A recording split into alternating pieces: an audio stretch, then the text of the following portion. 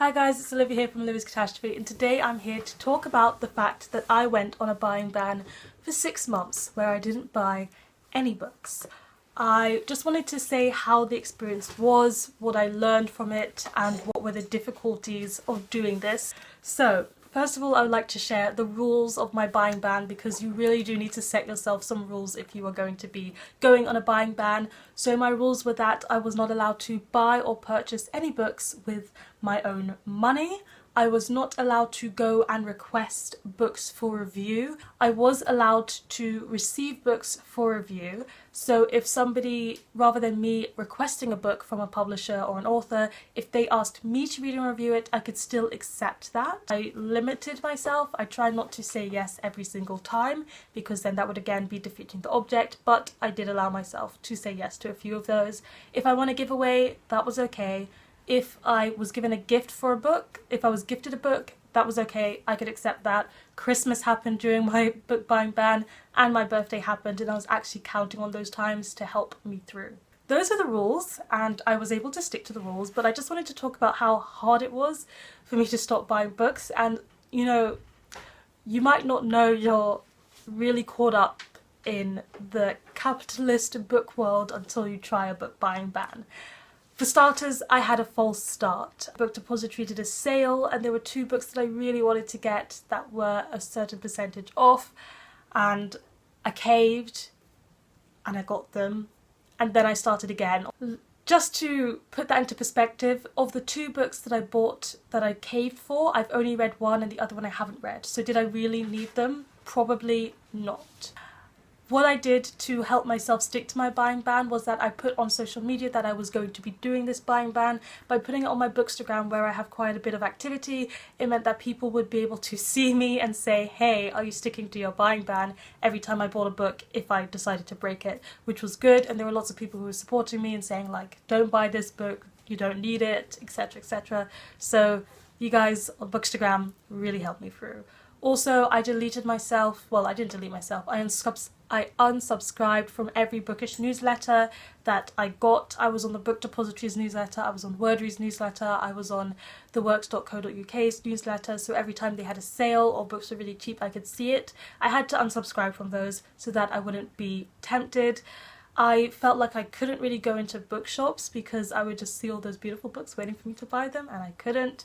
And I was constantly still checking the Books for Sale UK hashtag on Twitter because I just wanted to see what bargains I was missing out on, which is just a way to show that you're addicted.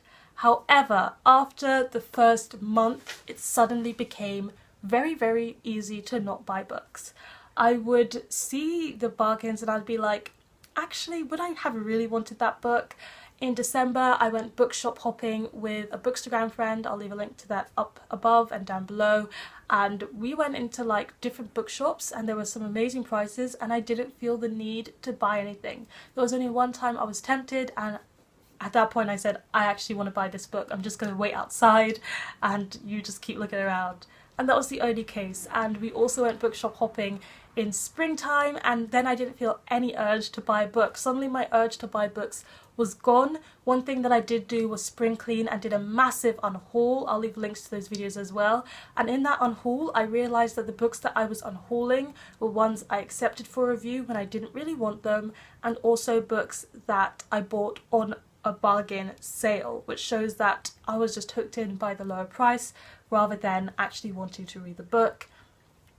I also counted all of my books, which put the whole situation into perspective, because I could see after the unhaul how many books I had on my shelf that I had read and how many that I had unread. I did have more read than unread, but the unread was a significant enough number for me to realise I really don't need any more new books. That's already kind of crossed into the reasons and things that I've learned since doing this book buying ban, but I did want to point out the 6 things that I've learned since being on this book buying ban. Number 1 is that I used to buy books just because they were on a bargain sale, and I mentioned that already. Number 2, I don't need more books, I have enough to read already, another thing I've already mentioned. 3, I saved a lot of money. I wasn't someone who put into a list all the books that I would have bought if I got the opportunity, but I know that if I did, I would have probably spent like hundreds on books, even if I buy them at cheap prices usually. So I have to say that I saved a lot of money, which is good because I like to travel as well, and that's something I can spend the money on. 4, what I did learn is that as much as I love the online book community across book blogs, booktube and book Twitter and bookstagram, we are a community that is catered towards people owning books. I do follow booktubers and all of that jazz who only read ebooks, who only borrow books from libraries, or who sometimes buy books and then after they're done with them, give them away. I do follow people like that, but the majority of them aren't like that, and the majority of them have a lot of books, and I am not an exception to this rule. If you look at my channel, it does seem like I have a lot of books, because I do, but it does feed into this whole book capitalist kind of view, and the fact that book hauls are some of my most popular videos or popular posts or popular pictures just goes to show that we're all kind of caught up in this. 5, authors write brilliant books, but you don't need them right away. I have 2 examples of this. First of all, when I looked at all the books that I own, a lot of the unread ones were sequels that I'd bought just because I had the first book, but I hadn't read the first book yet. You don't need those sequels. Wait till you read the first book and then find out if you need the sequel. Secondly, the most ridiculous one was King of Scars by Leigh Bardugo. So I really love the Grisha trilogy and I am planning on reading Six of Crows. However, before my buying ban, I pre-ordered King of Scars. By the way, I wasn't allowed to pre-order books, but I'd pre-ordered it like a while ago. It came to me in January and I couldn't read it.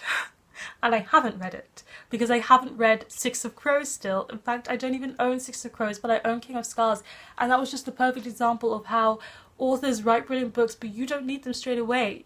You might not be ready to read them yet. Just take your time. They're not going anywhere. And the last thing that I learned or realised or discovered is that once I was on my book buying ban, I actually read more. I felt less overwhelmed by my TBR. I felt like I was actually working through my TBR, so I actually felt like I was reaching my goal, which is really great, rather than I read a book and then I buy 2 more and you feel like hopeless, so you just don't feel like reading because you're feeling a bit reading pressure, I don't know. And I started to read about, on average, 15 books a month. That's kind of been my average for 2019, which just goes to show, like, I've never had that average before. My average was probably about 6 or 7 a month last year. I don't know what happened, but I've just felt so motivated to read and I'm enjoying what I'm reading. So these are all the things that I've learned with my buying ban. Let's see how many books I still have on my TBR after a whole year of not buying any books. Well, that is all for this video. Please let me know in the comment section down below. Have you ever gone on a book buying ban? Has it worked out for you? Has it not? And would you consider doing one in the future? Please give this video a thumbs up if you enjoyed it, hit the subscribe button if you want to see more, and don't forget to hit that notification bell to be updated every time I have a new video, and I'll see you guys in the next one. Goodbye. Just don't do it. Don't do it. It's okay, it's fine. I can edit.